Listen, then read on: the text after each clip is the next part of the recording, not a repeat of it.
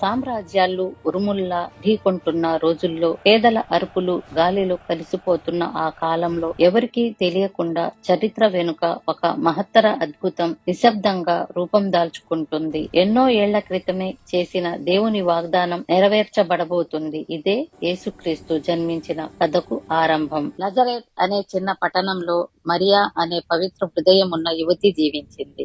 ఆమె జీవితం సాదాసీదా, కానీ దేవుని దృష్టిలో ఎంతో విలువైనది. ప్రపంచమంతా తెలియకుండానే కాలమే నిత్యం ఆమెను గమనిస్తూ ఒక అసాధారణ కర్తవ్యం కోసం ఆమెను ఎన్నుకుంది. ఒక సాయంత్రం అకస్మాత్తుగా ప్రకాశవంతమైన వెలుగు గదిని నింపింది.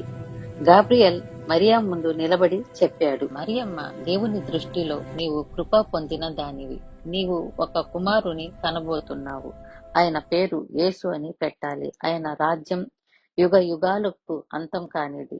భయంతో మరియ చేతులు వణికాయి. ఇది ఎలా సాధ్యం అని అడిగింది. గాబ్రియల్ సమాధానం ఇచ్చాడు, దేవుని కృప నీతో ఉంది, ప్రభువు నీతో ఉన్నాడు. అప్పుడు మరియ మాట్లాడిన మాట ప్రపంచాన్ని మార్చివేసింది. ప్రభు చిత్తమే జరుగుగాక. యేసు పుట్టబోతున్నాడని ముందుగా తెలుసుకున్న రోమ చక్రవర్తి 1 సంవత్సరం లోపు వయసు ఉన్న మగపిల్లల్ని చంపేయమని తన సైనికులకు ఆజ్ఞ ప్రకటించాడు. కాబట్టి మరియా యేసుపుతో కలిసి దావీదు పట్టణమైన బెత్లెహేముకు ప్రయాణం ప్రారంభించారు. మరియా నిశ్శబ్దంగా గాడిదపై కూర్చొని ప్రయాణించగా యేసేపు ఆమెను జాగ్రత్తగా నడిపించాడు. పగలు వేడి, రాత్రి చలి, కానీ ప్రతి అడుగు ఒక వాగ్దానాన్ని నెరవేరుతుంది. నక్షత్రాలు ఆ దంపతులను నిశ్శబ్దంగా గమనిస్తూ ఉన్నట్లుగా అనిపించింది. బెత్లెహేముకు చేరేసరికి నగరం యాత్రికులతో కూడిపోయింది. ఇల్లు కిటకిటలాడుతుంది. యేసేపు తలుపులు తట్టి అడిగాడు, మాకు స్థలం దొరుకుతుందా?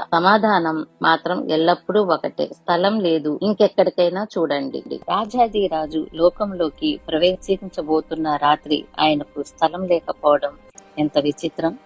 చివరకు ఒక ఇంటి యజమాని దయ చూపాడు. గది కాదు, ఒక పాత పశువుల పాక. అదే నిశ్శబ్దమైన ప్రదేశంలో మరియ తన కుమారుని కనింది. ఆయనను ప్రేమగా మెత్తని గుడ్డలో కప్పి జంతువులకు ఆహారం పెట్టి చెక్క తోటిలో ఉంచింది.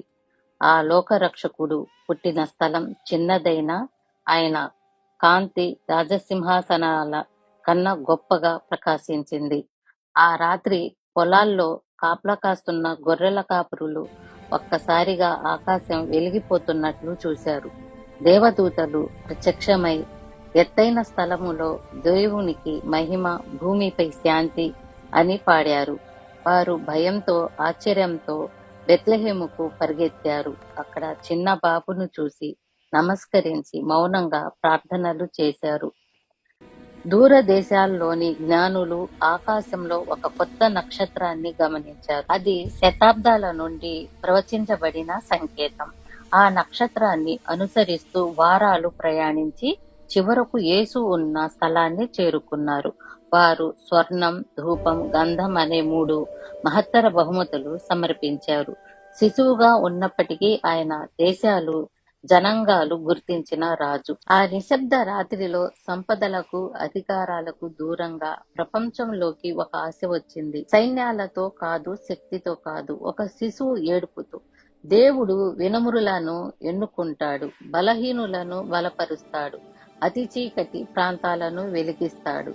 బెత్లెహేము పశువుల పాకలో పుట్టిన ఆ వెలుగు ఎప్పటికీ ఆరని వెలుగైంది. శతాబ్దాలు గడిచిన, రాజ్యాలు లేచిన, పడిపోయిన ఈ కథ తరతరాలకు గుర్తు చేస్తుంది. చిన్న చోట్లే అద్భుతాలు పుడతాయి, అత్యల్ప క్షణాలే జీవితాన్ని మారుస్తాయి. యేసుక్రీస్తు జననం గతంలోని కథ మాత్రమే కాదు, ఇప్పటికీ జీవించి ఉన్న ఆశ. నమ్మే ప్రతి హృదయంలో వెలిగే వెలుగు. ఆకాశం భూమిని తాకిన రాత్రి, ప్రేమ, శాంతి, క్షమ మనుషుల మధ్యకు వచ్చిన రాత్రి. ఈ వెలుగు మీ జీవితాన్ని నింపుగాక. అదే క్రిస్మస్ యొక్క అసలు అర్థం.